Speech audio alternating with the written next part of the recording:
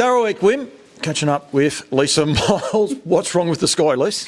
No, well, it's actually precipitating at the moment, Paulie. Funnily enough, that's why we're inside. Yeah, I did an interview just before with Geordie. Depending on which way I go, it might have gone up first. Geordie Chibnall. Outside wasn't the smartest move because it got colder and colder. Firstly, great effort by Geordie out driving her junior claim yesterday. I think it's a big effort for a girl that doesn't have a lot of harness racing family backing. Probably right. No, George has done an awesome job, and for her to clock up the 100 wins, that is, a proud second mum moment, we could call it. Well, I was going to say that because we started off stable chats. I think one of my first stable chats was a bit of what Campbell's Comments did many moons ago, and we sort of had to convince George to get out of the chair in her jammies and get up and drive the cameras for me, and that was going back a little while ago. So she has progressed a fair way since those days. She has, actually. It was probably the pivotal moment, Paulie, where she chose harness racing driving instead of being a camera chick. So you've probably got a lot to... I don't know how to take that. Right, we're actually here. We've done the Barastoc Dash, and bragging rights go to Lisa Miles. Well, it's the first time for everything. I'm not very good at bragging, but I'm happy to knock her off if you like. We won't ruin it completely. People have to go and watch it, but pretty impressive time, I must say. Well, if I hadn't got my reins tangled, I might have actually given Granny a bit of a shake, but never mind. You're still very happy when you heard the time, and go and watch the Barastoc Dash, and proudly supported by Barastoc as well.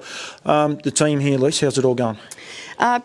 It's actually a little bit quiet, which is a good thing. We're only working 9 at the moment, and with George here, it's just that extra bit sweeter and a bit easier. And last winter was pretty tough for me. I had a lot of horses in work and couldn't find someone to help me on a regular basis, and was fortunate enough to go over to England to see Alfie. So, and at that time, I just said, that's it, not working 15 upwards horses during winter here. It can be a little bit challenging, but no, at the moment we're bopping along okay. Villa Betty Boo, not a race caller's easy name to say. Got the chockies yesterday, Mickey Lingard. He's been a good supporter for you for a long time, so it was a good result. Perfect result, actually. She got a Vic Bred bonus, which was always the aim, and both Mick and Terry and the Lingard family have done nothing but support me over a lot of years.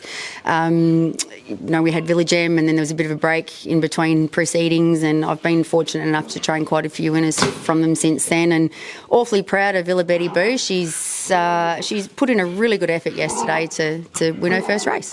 Yep, and got the chockies, Valachi, horse that you've had for a long time, and he continues. A lot of people say a lot of things about the rating system, but he's a little bit like a couple of our horses. The rating system works for him. He's always thereabouts in that class, and when he gets a right class and the right field, he always pops up with a win. He does. Early in the piece, he clocked up that many seconds in a row on metro level. It sort of it made it tougher for him. But with the tweaking of the system, it suits some horses, it doesn't suit others, and we just have to grin and bear it when we can and place them as best we can. And I like my horses being consistent, which isn't always perfect with the system, but it is what it is.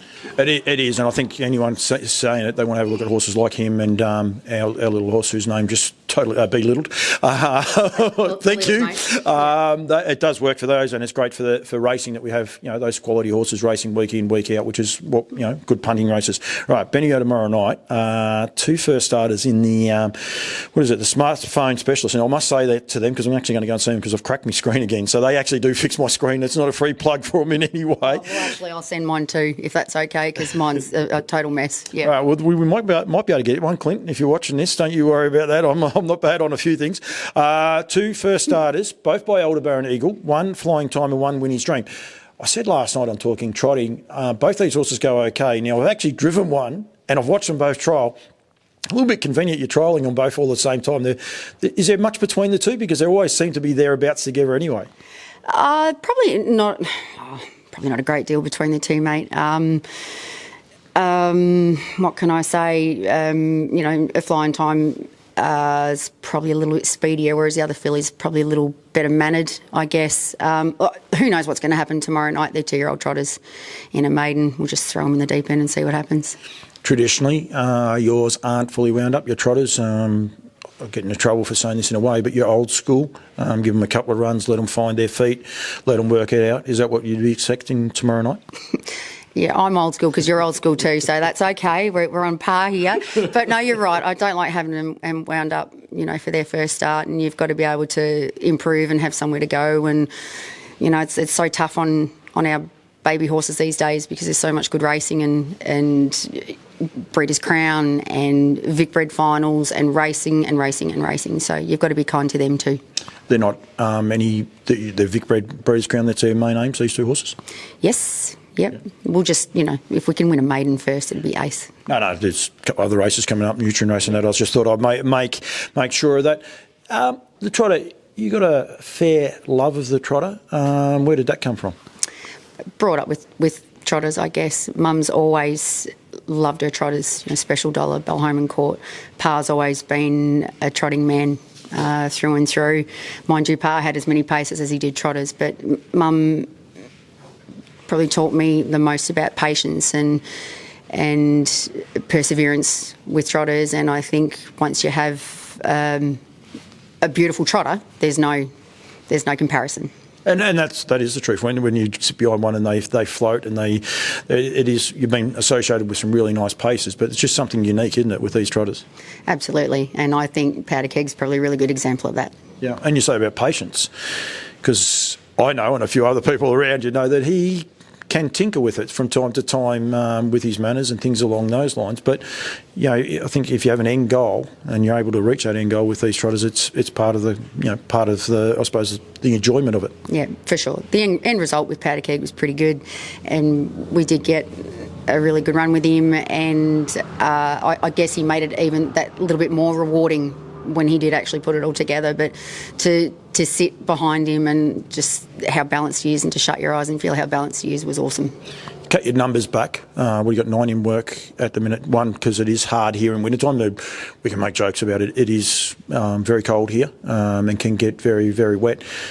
What's the goal long term, for Lisa Miles? Like, do you want to keep your numbers at this smaller level, or are you happy to ramp it back up come summertime? Come summertime, I love the heat, love the sun. I'd be happy to ramp it back up. That's fine. Moving forward, I think a boutique stable, any climate would be ideal. So just looking forward to... I've got a few waiting in the wings for sure, but with these 2-year-old trotters, we'll see how they fare tomorrow night. Another 2-year-old pacer, we qualified last week. He'll probably have a spell soon too, so that'll make way for the ones in the wings ready to come in. But anything around the 10 mark at this stage, 12 tops would be great. Was it your homebred horse that qualified the other day at Shepparton? Is that the one that we're alluding to? That's the one. That was that beautiful looking bay horse that Geordie lost the Barastoc Challenge on before with me. The one that was going to kick us as we were starting the interview. Yeah, that's the one. You dabble in a little bit of breeding. Do you enjoy the breeding side of it? Not particularly, mate, to be honest. I think it's very, very hard, very, very tough, and I haven't been blessed with an abundance of funds, I guess, in the past to do that. I have bred trotters in the past, a long time ago, and that was rewarding, and it is rewarding. And I think when you do as a breeder, even if it's only one, if you get them to the trials, you qualify them, you get them pacing, all that sort of stuff, it's pretty rewarding for sure.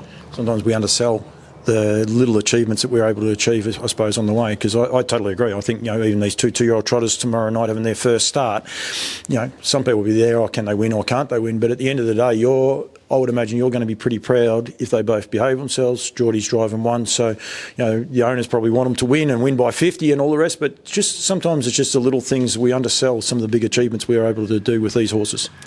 Well, the owner definitely wants both of them to win. It would be Alfie, so he'd be really happy if one of them could salute, be it tomorrow night or any time soon. But we're fortunate enough to be able to lease the 2 girls and hope to have a little bit of fun with them along the way. Yeah, but it is a good achievement.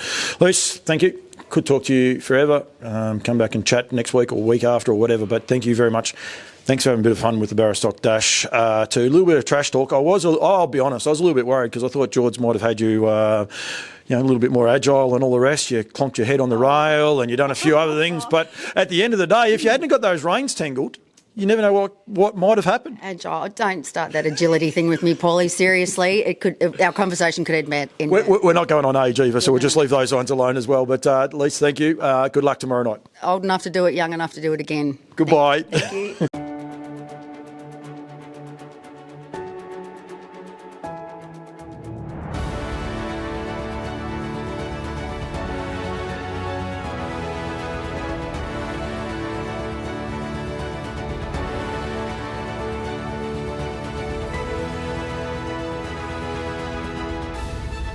For every stage of your horse's career, find your edge with the Barastoc Racing range of feeds.